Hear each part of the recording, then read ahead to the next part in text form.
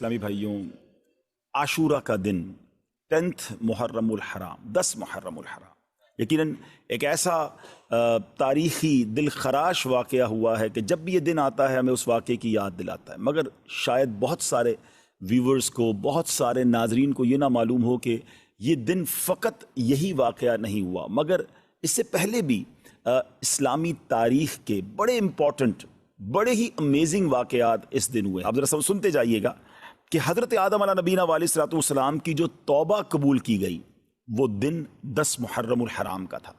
हज़रत आदम की जो पैदाइश हुई, द बर्थ डे ऑफ सैयदना आदम अलैहिस्सलाम, वो भी 10 मुहर्रम। इसी दिन इन्हें जन्नत में भी दाखिल किया गया। इसी दिन अर्श, कुर्सी, आसमान, ज़मीन, सूरज, चांद, सितारे और जन्नत को पैदा किया गया। आप सोचिए कि बेसिक्स ऑफ द वर्ल्ड जो हैं वो 10 मुहर्रम वाले दिन पैदा किए गए। सैयदना इब्राहीम अलैहिस्सलाम खलीलुल्लाह हैं, आपका जो बर्थ डे है, आपकी भी जो पैदाइश का दिन है वो भी 10 मुहर्रमुल हराम है। फिर इसी तरह इसी दिन हज़रत इब्राहीम अलैहिस्सलाम को जो आग से निजात मिली थी, जो आग गुलजार बनी थी, वो भी 10 मुहर्रम का दिन था। यही वो दिन था जब हज़रत मूसा अला नबीना अलैहिस्सलाम और आपकी उम्मत को निजात मिली और फ़िरऔन अपनी कौम समेत गर्क हुआ। हज़रत सैयदना ईसा रूहुल्लाह अला नबीना अलैहिस्सलाम की जो पैदाइश है वो भी 10 मुहर्रमुल हराम को हुई। जो हज़रत ईसा अलैहिस्सलाम को आसमानों पर उठाया गया, नाजरीन, that was also the day of आशूरा, वो भी दिन 10 मुहर्रमुल हराम का था। हज़रत नूह अलैहिस्सलाम के ज़माने के तूफ़ान को कौन नहीं जानता, मगर उस तूफ़ान से जो फारिग होने के बाद उनकी कश्ती कोहे जूदी पर ठहरी थी, वो दिन भी 10 मुहर्रमुल हराम का था। हज़रत सुलेमान अलैहिस्सलाम की बादशाहत पूरी दुनिया में मशहूर है, मगर जो ये बादशाहत, ये मुल्क अजीम आपको जो अता किया गया, वो दिन भी 10 मुहर्रमुल हराम था। हज़रत यूनुस अलैहिस्सलाम का वाक़या, जो मछली के पेट में आप गए, कितना मुश्किल वक्त आपने गुजारा, मगर जो मछली के पेट से निकलने वाला दिन था, यानी उस मुसीबत से नजात का जो दिन था, वो दिन भी 10 मुहर्रमुल हराम ही का था। हज़रत याकूब अलैहिस्सलाम की बीनाई का जो ज़ोफ़ दूर हुआ, कुरानी वाक़या है कि आपकी बीनाई में जो कमज़ोरी थी वो जो दूर हुई, वो दिन भी 10 मुहर्रमुल हराम का था। हज़रत यूसुफ़ अलैहिस्सलाम की हिस्ट्री जिन्होंने पढ़ी है उन्हें मालूम है कि आपको गहरे कुएं में डाल दिया गया था, मगर उस गहरे कुएं से जो निकाला गया वो दिन भी 10 मुहर्रमुल हराम का था। हज़रत अय्यूब अलैहिस्सलाम के सब्र को, आपकी तकलीफ़ को, आपकी बीमारी को आप जानते होंगे, आपने पढ़ा होगा कि उनके साथ कितनी प्रॉब्लम्स थी, मगर उस तकलीफ़ को जो दूर किया गया वो दिन भी 10 मुहर्रमुल हराम था। नाज़रीन, बारिश दुनिया में जो सबसे पहली नाजिल हुई वो दिन भी 10 मुहर्रमुल हराम का था। ये भी याद रहे कि इस 10 मुहर्रमुल हराम का रोज़ा पिछली उम्मतों में मशहूर था और यहां तक कहा गया कि इस दिन का रोज़ा माह रमज़ान के रोज़ों से पहले फ़र्ज था, फिर इसे मनसूख कर दिया गया। ये तकरीबन मैंने आपको 24 वाक़यात, इंसिडेंट और इवेंट्स बताए जो इस दिन हुए, और 25वां फिर वो वाक़या इमाम आली मकाम, इमाम अर्श मकाम, इमाम तिश्ना का, इमाम हुसैन रज़ी अल्लाह तआला अन्हु और आपके रुफ़का को भूखा प्यासा रखकर करबला के मैदान में जो शहीद किया गया, वो दिन भी 10 मुहर्रमुल हराम का था। तो इसका मतलब ये हुआ कि अब इस्लामी तारीख़ का तारीख़ी तरीन दिन है, हिस्टोरिकल दिन है, और इस दिन बहुत बड़े बड़े इस्लामी वाक़यात हुए। अगर किसी का जहन हो तो वो सोचे कि इस दिन मैं अल्लाह की रहमत को किस कदर पुकार सकता हूँ, किस कदर इबादत कर सकता हूँ। जो रब हज़रत यूसुफ़ को गहरे कुएँ से निकाल सकता है, जो हज़रत यूनुस को मछली के पेट से निकाल सकता है, जो हज़रत अय्यूब की बीमारी को दूर कर सकता है, जो हज़रत मूसा के लिए आशूरा के दिन फ़िरौन से निजात के लिए दरियाए नील में रास्ते निकाल सकता है, वो रब करीम मेरी मुश्किलों को भी दूर फरमा सकता है, वो रब करीम मेरे लिए भी रहमत के दरवाजे खोल सकता है। तो ये दिन हमने इबादत में, रब को पुकारने में, उसकी बारगाह में इल्तिजा करने में गुजारना है, और उसकी बारगाह में इसी तरह इल्तिजाएं करनी हैं, तो इंशाअल्लाह ज़रूर करम होगा। अब आइए चलते हैं नाजरीन, हज़रत ईसा अलैहिस्सलाम को आसमानों की तरफ उठाया गया, वो भी ये दिन था, और हज़रत मूसा अलैहिस्सलाम को जो फ़िरौनियों से निजात मिली, वो भी आज का दिन था। अब नाजरीन हम चलते हैं ये वाक़या, इससे पहले मैं चाहूँगा कि जिनके साथ ये वाक़या पेश आया उनका मकाम क्या था, उनका मर्तबा क्या था, उनका स्टेटस क्या था। कोई ऑर्डिनरी, कोई नॉर्मल पर्सनालिटी नहीं है। यकीनन सहाबा इकराम सभी हमारे सरों के ताज हैं, मगर इमाम हुसैन آپ تو نبی پاک کے گویا جگر کا ٹکڑا ہیں، اور پیارے آقا علیہ السلام کی ایسی ایسی احادیث ہیں کہ ہم سنیں تو ایمان تازہ ہو جاتا ہے اور اہل بیت کی محبت دل میں اور بڑھ جاتی ہے۔ سید الشہداء سیدنا امام حسین رضی اللہ تعالیٰ عنہ کی ولادت جو ہے وہ 5 شعبان سن 4 ہجری کو مدینہ منورہ میں ہوئی۔ آپ علیہ السلام نے آپ کا نام حسین اور شبیر رکھا، آپ کی کنیت ابو عبداللہ اور لقب سبط رسول اللہ، یعنی سبت کہتے ہیں درخت کو، اور جس کی بہت ساری شاخیں ہوں۔ پھر اللہ پاک نے حضرت امام حسین کی نسل کو کتنی برکت دی، اور پوری جو یوں کہی کہ سید صاحبان جو ہے دنیا بھر میں وہ حسنی اور حسینی سید بنے۔ تو یہ ایسا درخت ہے جس کی شاخیں اللہ پاک نے کیسی عطا فرمائی، اور دنیا بھر میں اللہ نے نبی پاک کی گویا نسل مبارک کو ان سے آگے بڑھایا۔ پھر ریحانۃ الرسول، پیارے آقا علیہ السلام نے ان کو جنتی نوجوانوں کا سردار قرار دیا، یعنی دونوں کو، حضرت امام حسن امام حسین کو جنتی نوجوانوں کا سردار۔ پیارے آقا علیہ السلام ایک اور حدیث پاک میں ارشاد فرمایا، ان ابن عباس من احبہما فقط احبنی ومن ابغضہما فقط ابغضنی، جس نے ان دونوں یعنی امام حسن اور امام حسین رضی اللہ عنہما سے محبت کی، پیارے آقا فرماتے اس نے مجھ سے محبت کی، اور جس نے ان سے عداوت کی، ان سے دشمنی کی، وہ ایسا جیسا اس نے مجھ سے دشمنی کی۔ ناظرین ذرا غور کیجئے، میرے آقا علیہ السلام ان کو اپنے پھول کہا کرتے، اور روایتوں میں آتا ہے باقاعدہ پھولوں کی طرح انہیں اسمیل بھی کیا کرتے، انہیں سونگھا بھی کرتے، انہیں چوما بھی کرتے۔ یہ وہ شخصیات ہیں جنہوں نے نبی پاک کے مبارک کاندھوں پہ سواری کی، اس لیے ان کو راکب دوش مصطفیٰ کہا جاتا ہے، یعنی جنہوں نے نبی پاک کے کاندھے پر سواری کی۔ پیارے آقا سجدے میں جاتے تو یہ شہزادے نبی پاک کی مبارک کاندھے پر آ جاتے، نبی پاک سجدہ طویل فرما دیتے، نبی پاک انہیں چوما کرتے۔ ایک اور میں خوبصورت بات بتاؤں، امام حسین، اندازہ ہو کہ وہ شخصیت کیسی ہے کہ امام حسین رضی اللہ تعالیٰ وہ ہیں کہ دیکھیں ہمارے یہاں کوئی بچہ پیدا ہو، ہم سب سے پہلے کیا کرتے ہیں، کسی بزرگ کو ڈھونڈتے ہیں، کسی عالم دین کو ڈھونڈتے ہیں کہ کان میں ذرا اذان بھی دے دیں اور کوئی گٹی دے دیں، تہنیک کہلاتی ہے وہ، کہ وہ کوئی چیز میٹھی چٹا دیں یا کھجور چبا کے چٹا دیں، شہد چٹا دیں، تاکہ ابتدا اچھی ہو، سٹارٹ اچھی ہو۔ اچھی باتیں کرنا چاہیے، سنت بھی ہے، پیارے آقا علیہ السلام کی بارگاہ میں صحابہ لے کر آتے تھے۔ مگر آپ کو پتہ ہے کہ امام حسین رضی اللہ تعالیٰ کی سٹارٹ کیسے ہوئی، کہ جب آپ پیدا ہوئے نا تو نبی پاک علیہ السلام نے اپنی مبارک زبان امام حسین کے منہ میں دے دی۔ ٹرائی ٹو انڈرسٹینڈ، ناظرین ذرا سمجھیے کہ یعنی ان کی جو ابتدا ہے وہ نبی پاک کا لعاب دہن ہے۔ اچھا، اذان دینے کے لیے ہم کسی بزرگ کو بلاتے ہیں، امام حسین کے کانوں میں اذان کس نے دی؟ اللہ کا نام لیا اور آواز تھی حبیب خدا کی، یعنی پیارے آقا علیہ السلام نے امام حسین رضی اللہ عنہ کی کان میں اذان دی۔ محبت کا لیول دیکھیے کہ ایک بار نبی پاک علیہ السلام کے مبارک صاحبزادے حضرت ابراہیم رضی اللہ عنہ نبی پاک کی گود میں ہیں، اور گود میں دوسرے حصے پر امام حسین بیٹھے ہیں۔ جبریل امین آتے ہیں، عرض کرتے ہیں حضور دونوں میں سے ایک کو سلیکٹ کر لیں۔ اللہ دونوں میں سے ایک کو آپ سلیکٹ کر لیں، دونوں میں سے کوئی ایک رہے گا اور ایک نے دنیا سے جانا ہے، اب آپ کی چوائس ہے۔ نبی پاک کو گویا یہ اختیار دیا گیا۔ اب ذرا غور کیجیے، اپنا بیٹا ہے، حضرت ابراہیم نبی پاک کے اپنے صاحبزادے ہیں، آپ نے دل میں خیال فرمایا یا فرمایا کہ اگر ابراہیم جاتے ہیں تو مجھے تکلیف ہوگی، لیکن اگر حسین چلے جاتے ہیں تو میرے ساتھ ساتھ فاطمہ کو، مولا علی کو بھی تکلیف ہوگی رضوان اللہ تعالیٰ علیہ مجمعین۔ نبی پاک نے امام حسین کو گویا سلیکٹ کیا۔ کچھ دنوں کے بعد حضرت ابراہیم جو نبی پاک کے اپنے صاحبزادے ہیں رضی اللہ تعالیٰ عنہ، ان کا وصال ہو گیا، اور پیارے آقا علیہ السلام امام حسین کو دیکھ کر کہا کرتے تھے یہ میرا وہ بیٹا ہے کہ جس کے لیے میں نے اپنا بیٹا قربان کیا ہے۔ اللہ اکبر، ذرا سوچئے، میرے آقا کی ایسی والہانہ محبت ہو تو پھر ہم کیوں نہ اس گھرانے سے محبت کریں، ہم کیوں نہ اپنا سب کچھ امام حسین اور ان کی آل پر قربان کر دیں۔ یہ کیسا گھرانہ ہے۔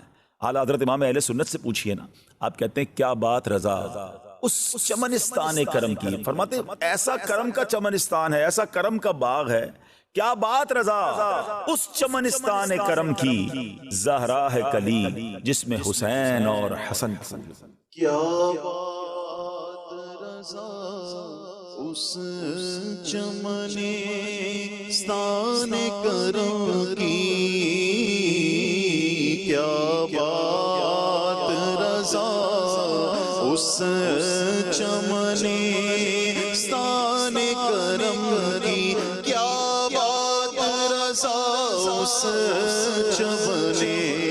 چمنستان کرم کی، سہرا ہے کلی جس میں حسین اور حسن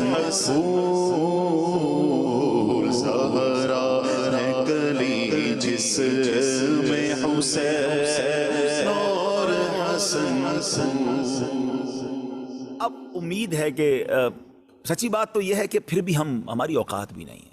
ہماری اوقات کیا ہے کہ ان بڑی ہستیوں کا ہم ذکر کریں. نہ ہمارے پاس الفاظ ہیں، نہ ہم ان کی شان بیان کر سکتے ہیں. ہم تو صرف یہ دامن پھیلائے آج پروگرام کے لیے آ گئے ہیں کہ ان کا ذکر کریں گے، اچھوں کا ذکر کریں گے، بڑوں کا ذکر کریں گے، سرکاروں کا ذکر کریں گے تو ہماری جھولیاں بھی بھرتی جائیں گی. اعلیٰ حضرت کہتے ہیں نا کہ کیسے آقاؤں کا بندہ ہوں رضا، بول بالے میری سرکاروں کے. اللہ ان کے صدقے ہماری مغفرت فرما دے. ہم قابل بھی نہیں ہیں. ہم شہدائے کربلا کا، امام حسین کا، گھرانہ مصطفیٰ کا ہم کیا ذکر کریں؟ بس ہم تو خیرات لینے آئے ہیں کہ ان کا ذکر کریں گے تو ہماری جھولیاں بھرتی جائیں گی. تو اب امام حسین رضی اللہ تعالیٰ عنہ کے بچپن، ابھی جب آپ کی ولادت ہوئی ہے نا، تو حضرت ام الفضل فرماتی ہیں کہ ایک روز میں نبی پاک علیہ الصلوۃ والسلام کی خدمت میں حاضر ہوئی. میں نے دیکھا کہ امام حسین نبی پاک علیہ الصلوۃ والسلام کی گود میں ہیں، اور میں کیا دیکھتی ہوں کہ پیارے آقا کی چشمان کرم سے آنسوؤں کی جھڑی لگی ہوئی ہے. ام الفضل کہتی ہیں کہ حضور، میرے ماں باپ آپ پر قربان، حضور یہ حالت کیوں ہے، کیا وجہ ہے؟ نبی پاک علیہ الصلوۃ والسلام نے فرمایا کہ ابھی جبریل امین میرے پاس آئے، انہوں نے خبر فرمائی کہ میری امت اس فرزند کو قتل کرے گی. میں نے کہا کیا اس کو، یعنی امام حسین کو؟ فرمایا ہاں، اور میرے پاس اس کے مقتل کی سرخ مٹی بھی لائے. یعنی جبریل امین نے یہ خبر امام حسین کے بچپن میں ہی دے دی کہ یہ شہید بھی ہوں گے، اور جس مقام پر شہید ہوں گے اس کی مٹی بھی پیارے آقا کو دکھائی گئی. ایک اور روایت سنیے. ابو نعیم نے نجی حضرمی سے روایت کی کہ وہ سفر صفین میں حضرت مولا علی شیر خدا کرم اللہ تعالی وجہ الکریم، جو حضرت امام حسین کے والد محترم ہیں، کہتے ہیں ہم ان کے ساتھ تھے. جب نینوا کے قریب پہنچے جہاں حضرت یونس علیہ الصلوۃ والسلام کا مزار اقدس ہے، تو مولا علی کرم اللہ تعالی وجہ الکریم نے ندا کی کہ اے ابو عبداللہ، فرات کے کنارے ٹھہرو. میں نے عرض کی کس لیے؟ فرمایا نبی کریم علیہ الصلوۃ والسلام نے فرمایا کہ جبریل امین نے مجھے خبر دی ہے کہ امام حسین رضی اللہ تعالیٰ عنہ فرات کے کنارے شہید کیے جائیں گے، اور مجھے وہاں کی ایک مشت مٹی بھی دکھائی. اسی طرح مولا علی کے ہمراہ ایک اور بزرگ کہتے ہیں کہ ہم ساتھ تھے، تو امام حسین رضی اللہ تعالیٰ کی جہاں آج قبر منور ہے اس کے مقام پر پہنچے. مولا علی نے پہلے ہی بیان کر دیا کہ یہاں ان کے اونٹ بندھیں گے، یہاں شودا کے اونٹ بندھیں گے، یہاں ان کے کجابے رکھے جائیں گے، یہاں ان کے خون بہیں گے، اور جوانان آل محمد صلی اللہ علیہ وسلم اس میدان میں شہید ہوں گے، آسمان و زمین ان پر روئیں گے.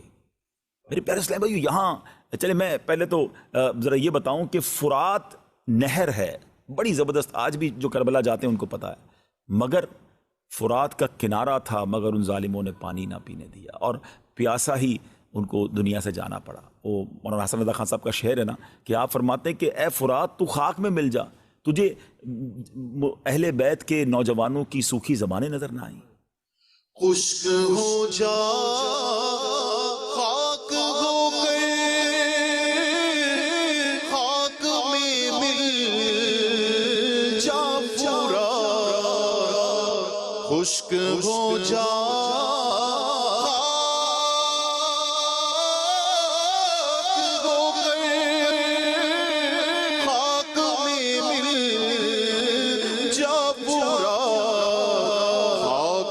تجھ پر دیکھ تو سوکھی زبانیں اہل بیت، خاک تجھ پر دیکھ تو سوکھی زبانیں اہل بیت. اب ناظرین، یہاں جو بات بڑی اہم سمجھنے والی ہے، دیکھیں نبی پاک علیہ الصلوۃ والسلام کو بچپن سے معلوم تھا کہ امام حسین شہید ہوں گے. مولا علی کو معلوم ہے، بی بی فاطمہ کو معلوم ہے رضوان اللہ تعالیٰ علیہ مجمعین، اور صحابہ کرام کی بڑی جماعت کو، یعنی مدینہ منورہ بھی مشہور ہو چکا تھا کہ نواسہ رسول شہید کیے جائیں گے. اب بڑا ریلیونٹ کوسچن ہے، بڑا اہم سوال ہے کہ جناب نبی پاک علیہ الصلوۃ والسلام تو وہ ہیں جو اشارہ کریں تو چاند دو ٹکڑے ہو جاتا ہے، آپ دعا فرمائیں تو ڈوبا سورج پلٹ آتا ہے. بڑے بڑے مسائل، بڑے بڑے پرابلم لے کر صحابہ آتے اور نبی پاک ہاتھ اٹھاتے، ان کے مسائل حل ہو جاتے. ٹوٹی پنڈلی لے کر آتے، پیارے آقا جوڑ دیتے. نکلی آنکھ لے کر آتے، نبی پاک لگاتے، وہ آنکھ روشن ہو جاتی. وہ آقا علیہ الصلوۃ والسلام جن کے پاس اتنا اختیار اور محبت کا عالم یہ کہ نبی پاک فرمایا حسین مجھ سے اور میں حسین سے ہوں. تو جب پتا چل گیا کہ ان کو شہید کیا جائے گا، تو ایک بار کبھی نبی پاک نے اللہ کی بارگاہ میں دعا کی یا اللہ میرا نواسا ہے، میں اس سے بڑی محبت کرتا ہوں، اے اللہ وہ مصیبت کربلا کے میدان کی اس سے ٹال دے، رب کریم یہ جو امتحان ہونا ہے میرے حسین پر وہ امتحان نہ آئے۔ اچھا چلے نبی پاک نے دعا نہیں کی، مولا علی کے تو جگر کا ٹکڑا تھے نا، مولا علی نبی پاک کے پاس آ جاتے۔ اچھا ماں تو ماں ہوتی ہے نا، خاتون جنت رضی اللہ تعالی عنہا ہی کبھی نبی پاک کی بارگاہ میں آتی کہ حضور ایک طرف تو آپ حسین سے اتنا پیار کرتے ہیں، حضور میرا بیٹا ہے، آپ دعا کر دیں اللہ کی بارگاہ میں اللہ یہ امتحان ٹال دے۔